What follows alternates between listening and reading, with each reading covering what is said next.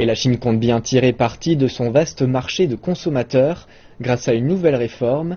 Les analystes expliquent que la croissance de nombreuses industries pourrait ralentir avant de reprendre. Les nouveaux modèles économiques seront ceux qui bénéficieront le plus des réformes. La consommation contribue désormais pour plus de 60% des 6,9% de croissance du PIB.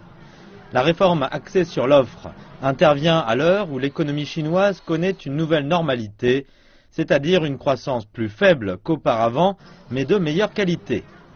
Le marché de la consommation en Chine sera le théâtre de cette nouvelle réforme.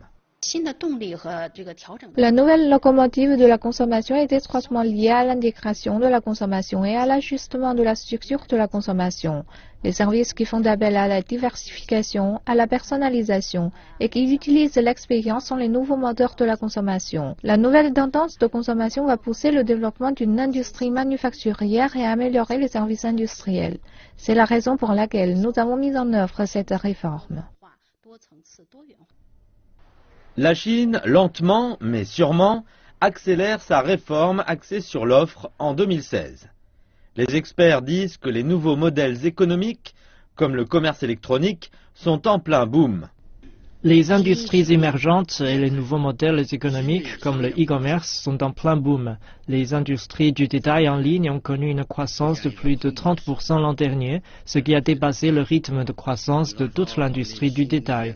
Les industries émergentes dans les villes côtières comme Shenzhen et Shanghai croissent à un rythme supérieur à 10%. La réforme a pour but de prendre à bras le corps les problèmes auxquels font face les produits chinois. Manque de variété, manque de qualité et manque de sécurité. Elle pourrait aussi réduire la différence de prix entre les produits proposés à l'étranger et en Chine.